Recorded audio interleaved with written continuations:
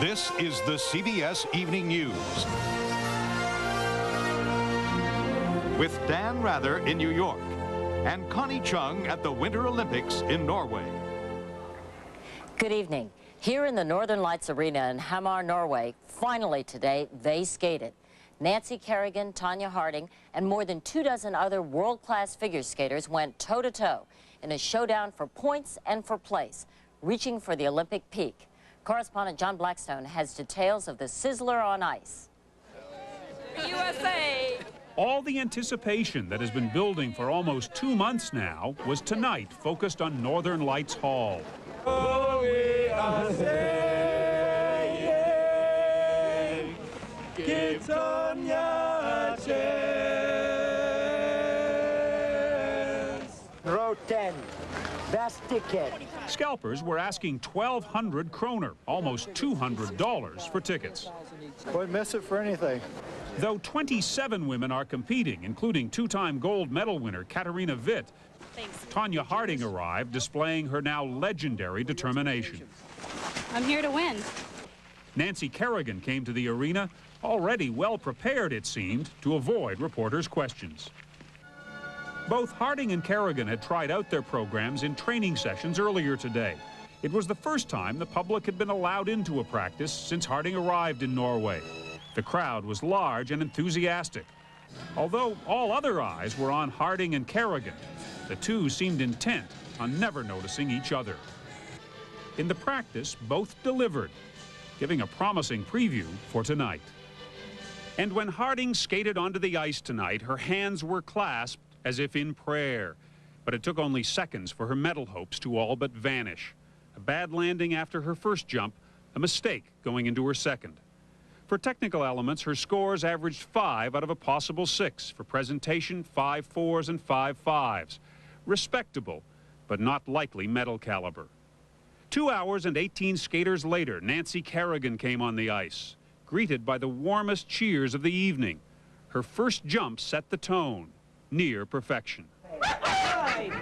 Back home in Boston, Kerrigan's family cheered as they listened to commentators describe an almost flawless performance. To go out there was really exciting, to have all the crowd behind me and everyone at home as well. I was really excited. The judges awarded Kerrigan's performance with scores ranging from 5-6 to 5-9 for both technical elements and presentation. These were the top scores of the night.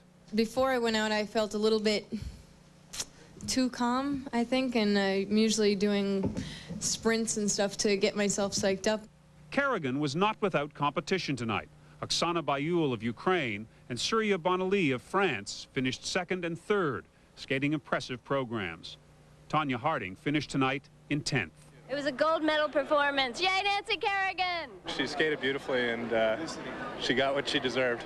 But tonight's competition is really only the beginning. On Friday, the women skate again, and those performances are worth twice as many points as tonight's. Tanya Harding is probably too far back to become a medal contender, but Nancy Kerrigan is clearly going for the gold. John Blackstone, CBS News, Lillehammer. Few have better perspective on all this than Kristi Yamaguchi. She won the gold medal in this event in 1992. She watched all the performances here tonight, and I spoke with her just a short time ago. Do you think that Nancy Kerrigan was the best skater and deserved to come in first? Oh, definitely. Nancy skated very well tonight. She looked confident on the ice and really had the crowd with her, so I would definitely have had her first. She made no mistakes? No, she completed each element great. At this stage of the competition, this is the first part. You came in first 2 years ago in Albertville. Does this mean that Nancy Kerrigan really has a great shot for the gold? Well, she's in the perfect position right now going into the free program. This performance probably gave her a lot of confidence, so she looked like she felt really good out there, so she can go into the free program knowing the atmosphere and with a lot of confidence, knowing that she's skating well. Now, did Tanya Harding, who came in 10th, deserve to come in 10th? Tanya had trouble on a couple of things, so I think the placement was about right. Do you think she was judged fairly? Yes, I think so. Nancy Kerrigan skated next to last. Tanya Harding skated early in the program, and they always say that the judges don't give us better marks early on and give better marks towards the end. Do you think that that played into what happened tonight? Not necessarily. If you do skate early in a group and come off with a clean performance, no mistakes, then you know, the judges will give you just marks. In Albertville, I was actually very early. I think I skated 10th or 11th, and Nancy was before me. So we both skated clean and ended up, you know, in the top 3. So if you do the job, then you'll get what you deserve. 1992 gold medal winner Kristi Yamaguchi. Also on the ice here in Norway today, a crushing defeat for Team USA. The American hockey team lost to Finland 6-1. That puts Team USA into the consolation round. No hope now for a medal. And finally, an incredible record set today by American speed skater Bonnie Blair. We'll have her story later in the broadcast. Dan? There will be a lot more Olympic coverage later, but Connie, another international competition is dominating the news here at home. It's called superpower spying. There were calls from Capitol Hill today for retaliation against Russia over the CIA double agent scandal. And 2 national security agencies are now facing tough questions about why it happened and why they didn't break the case sooner. Our coverage of Russia's counter-spy triumph begins tonight with national security correspondent David Martin. CIA Director James Woolsey went behind closed doors on Capitol Hill today to explain how Aldrich Ames could have spied for the Soviet Union right under the noses of the CIA and FBI. It appears to have been going on for 9 years, and that's a long time not to be able to detect it or to find it. As long ago as 1986, the FBI learned through its surveillance of the Soviet embassy that Ames had scheduled a meeting with a Soviet official. But the FBI apparently never told the CIA. If it had, it would have found out that Ames had never reported the meeting to his superiors as he was required to. 4 days later, Ames deposited $18,000 in the bank, money which is now believed to have come from the Soviets. The CIA never noticed Ames was living way beyond his $70,000 government salary, buying everything from a $540,000 house for cash to a new Jaguar and a farm in South America. But beyond the lifestyle, there was the more alarming fact that the CIA's operations against the Soviet Union were going bad. Agents would disappear and never be heard from again until one day Moscow announced they'd been executed for treason. CBS News has learned the Reagan White House asked the CIA to conduct a full-scale review of all its Soviet operations to figure out what had gone wrong. But the review was never done. It didn't happen because of many of the bureaucratic rivalries that unfortunately exist within the intelligence community. The FBI and CIA never did pick up any of the warning signs. A reliable source told CBS News it finally took a defector from the old KGB to put investigators on Ames's trail. David Martin, CBS News, Washington. This is Rita Braver at the White House, where President Clinton today rejected calls by some members of Congress for a freeze in U.S. aid to Russia in the wake of the Ames case. I do not think the facts of this case at this time undermine in any way, shape, or form the policy we have followed for the last year toward President Yeltsin and his government and the forces of change in Russia. So far, the official line from Russia, what's all the fuss? Everybody spies. What's new about it, you know, we never said that, for instance, we stopped intelligence activities, or neither Americans nor Western Europeans. Should Americans be worried that there's still others out there? Do you think that's reasonable for us to think? Absolutely. In fact, you can almost take that to the bank. All of this comes at a time when the sunny relationship between Bill and Boris, as they call each other, is already being tested in Bosnia. Some critics charge Yeltsin upstaged President Clinton by sending Russian troops to enforce the ceasefire in Sarajevo. And today, without President Clinton's blessing, Yeltsin suddenly called for a summit to work out a broader peace. But the Senate Minority Leader charged the Russians are trying to pull a fast one. I hope that President Clinton rejects this idea. Russia's objective seems clear: blunt the actions of NATO and protect the gains of Serbian aggression. In Bosnia today, a spokesman for President Yeltsin criticized the U.S. for revealing the spy case at a critical time in Bosnia, saying it could lead to an atmosphere of Cold War distrust. U.S. officials dismissed that charge as totally without foundation. They say the spy case in Bosnia are on 2 separate tracks, that the timing was coincidental, and that the U.S. still wants a full accounting of why the espionage was allowed to continue. Rita Braver, CBS News at the White House. In Bosnia, another shaky step toward possible peace today. The Croat army, backed by the Germans, and the Bosnian government army signed a ceasefire effective Friday. U.S. diplomats are pushing to restore the shattered alliance between the Bosnian government and the Croats to balance the dominant power of the Serbs, backed by the Russians. Meanwhile, the UN wants to extend the ceasefire in Sarajevo to other parts of Bosnia. In 2 weeks, they hope to break the Serbian siege of Tuzla. CBS News correspondent Alan Pizzi is there. 10 tons of American-donated cooking oil lies in the snow in the hills of central Bosnia, another victim of the hazards of the convoy route that leads to Tuzla. But even this is a bonanza for some. Bosnian government soldiers on their way back from the front do the unloading. This isn't looting. The truck couldn't be removed with the oil on board, and Dutch UN troops need to clear the route for more vehicles. Nearly 1 million people in central Bosnia rely on this convoy route, and it can supply only about 20% of their food needs. Convoys can take days to reach the interior. Belgian troops are trying to widen the road wherever possible, but mountain passes are single track, and every truck that churns through makes Tuzla Airport more important. Yes, it is essential. It's imperative that that the airport be opened. I don't think that we can meet the needs of this region any longer by convoys alone. The runway is intact, although Serb troops stripped the control tower. The UN could have the airport functional within days, but faith in UN resolve is fading here. I have no big hope, just a little, for survive. The Serb artillery that has been besieging Muslim forces from these hills for nearly 2 years can hit the airport without a problem. Bosnian troops here say the airport is shelled every time there's talk of opening it, which bodes ill for meeting the UN deadline of getting flights in here by March the 7th, unless they're prepared to back that up with airstrikes. Alan Pizzi, CBS News, Tuzla Airport. Coming up next on the CBS Evening News, the groundhog was right.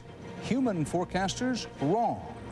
The wild winter of '94 rolls on. Plus, a CBS News reality check. Taxpayer ripoff, why you could soon be getting less honey for your money.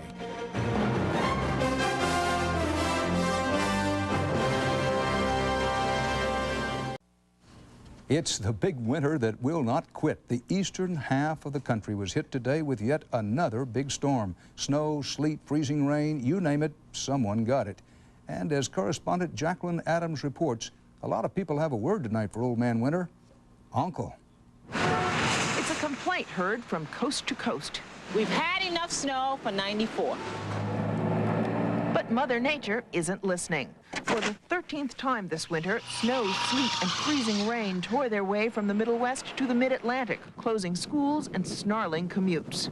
It's a lot worse than it looks because it's coming down real fine. It's really slippery. Today's three-pronged storm system cut a wide swath. Tornadoes hit Alabama and Texas. Blowing snow all but closed Chicago's O'Hare Airport. Ice knocked out electricity in southern Illinois, and New York was prepared for another 5 to 7 inches, a combination of snow and slush. I've had it. I'm waiting for the spring. Take me to the Bahamas tomorrow. Meteorologists warn the worst is far from over. Warm air flows from the south will continue to fight cold air flows from the north. Over the next week, expect more cold and snow from New England to the plains, and flash floods from the mid-Atlantic to southern New England states. Come the spring, the still sopping Mississippi Basin could face another bout of flooding. We're also very worried about the northern plains. There's a significant snowpack there. They get a quick melt in the spring with heavy rains. We'll have a very serious problem in the Mississippi River Basin as well. If the ferocity of this winter caught you by surprise, don't worry, you're not alone. Last December, the National Weather Service predicted that this would be a mild winter. Now they admit that long-range forecasting has a long way to go. Jacqueline Adams, CBS News, New York. Despite the bad weather on Wall Street today, the bears came out of hibernation. A wave of profit-taking dipped the Dow down to a 20-point loss.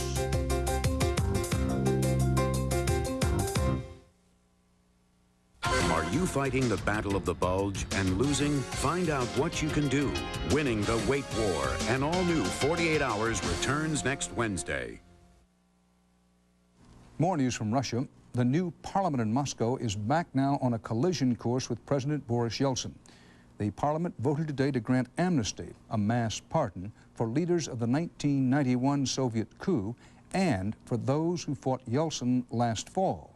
Yeltsin denounced the vote as a, quote, dangerous path. In Washington, a new battle over whether to pass an amendment to the Constitution of the United States that would, in effect, force a balanced federal budget. And as Chief Washington correspondent Bob Schieffer reports tonight, President Clinton and a leading Senate Democrat are on opposite sides of the battle line over the bottom line. Ironically, it's old-line liberal Simon of Illinois who's leading the balanced budget amendment crusade, claiming it is the only way left to stop runaway spending. We're celebrating the 25th anniversary of spending more money than we take in. Support for Simon's side is rolling in by the truckload, 1 million petition signatures just yesterday. TV commercials sponsored by taxpayer groups. The Senate floor blooms with charts and graphs, and the rhetoric is dire. A drastic dose of constitutional medicine is required. But the White House says, hold on, forcing a balanced budget now won't help. It might even bring a recession, or worse. It will lead in the near term either to huge tax increases, which could cramp economic growth, or to huge cuts in defense, or Social Security and Medicare. And even worse, say opponents, if the process is written into the Constitution, federal judges, not Congress, could wind up making the tough choices on how to balance the budget. We will have a group of men and women on the courts who are not elected by the people, but who have those positions for life, who will be saying that taxes have to be raised or funding has to be cut. Backstairs talk here is that the amendment will be defeated in the end, but in an election year, it's hard to vote against something that sounds so good on the surface. So no one's taking any bets yet. Bob Schieffer, CBS News at the Capitol. Coming up next on the CBS Evening News, a reality check on the political facts of life. The words and the bees.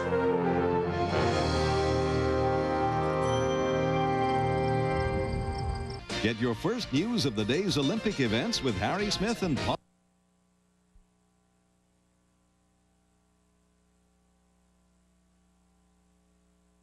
President Clinton is facing a stinging dilemma. On one side, a campaign promise to end a government subsidy. On the other, a political promise to, in effect, restore the subsidy. To bees or not to bees? That is tonight's CBS Evening News reality check. This is a story about bees and a hive called Washington. Not humorous bees, not killer bees, but immortal bees. Bees that show why government programs won't die. It just takes an awful lot to try to really put the old stake through the heart of a federal program. Uncle Sam has paid out $250 million in the last 6 years in subsidies to beekeepers. Candidate Clinton campaigned against it. Congress said right on and actually exterminated a federal program. Time out. They keep buzzing. One federal honey tap might be closing, but Washington quietly turned on another spigot of federal favors. Honey's congressional swarm, led by De La Garza of Texas, demanded higher tariffs against communist bees from China. The president, needing their votes for his budget, pledged in writing to set the ball rolling. And despite Agriculture Department studies showing no threat from Chinese honey, the International Trade Commission recommended higher tariffs. The victorious bee team waved the red, white, and blue. On the one hand are the Chinese exporters in a communist country in competition with an American industry. And the question is, where does the balance lie? It's a patriotic issue? Well, we certainly do. Higher tariffs will only sting the consumer, who will have to pay more for everything that has honey in it, according to businessmen who market honey. This is a backdoor subsidy for the U.S. honey producers. Congressman Faywell, who led the fight against federal handouts for honey, feels, well, stung. If you die and go to heaven and want to come back and have eternal life, come back as a federal program. It's up to the president now to decide whether to protect U.S. honey. It's a spot he'd rather not be in, but the bee team knew this hive better than he did. Eric Engberg, CBS News, Washington. Stay with us for more CBS Evening News from Lillehammer, including Bonnie Blair's last sprint into Olympic history.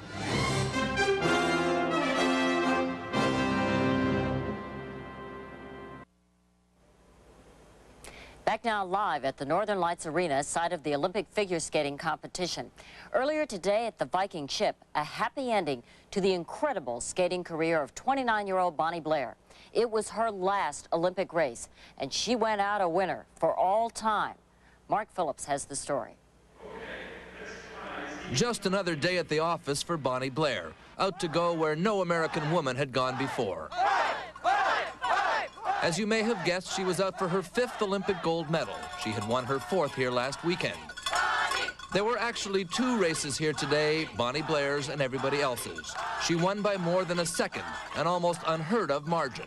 Her 5th gold puts her ahead of 4-time winners sprinter Evelyn Ashford and swimmer Janet Evans. No American woman athlete, winter or summer, has won more.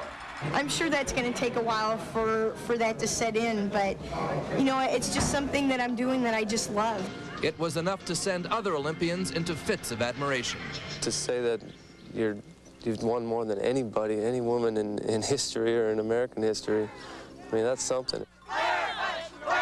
It sent the traveling circus called the Blair Bunch into its final frenzy for Bonnie's last Olympic race. She says she's going to stop now. What are you all going to do? Well, we hope she stops too. We can't take it. We're more nervous than she is. 1 gold medal is accomplishment enough for any athlete. An unprecedented 5 puts Bonnie Blair in the class of the super athlete. But her sport is speed skating, one that captures the American imagination once every Olympics. If she were Dutch or Norwegian, she would be a national hero. In America, it's a little bit different. There's a lot of other sports that the Olympic athletes compete with. But in this sport, nobody can compete with Bonnie Blair. Mark Phillips, CBS News, Lillehammer. And you can see Bonnie Blair's record-breaking performance later tonight, right here on CBS. Also tonight, head-to-head competition between Tonya Harding and Nancy Kerrigan. It all begins at 8, 7 Central Time. Dan? Thanks, Connie, and there'll be your late local news after tonight's Olympic coverage. Connie and I will see you again tomorrow here on the CBS Evening News. Thanks for choosing CBS. Good night. Good night, Dan. See you tomorrow.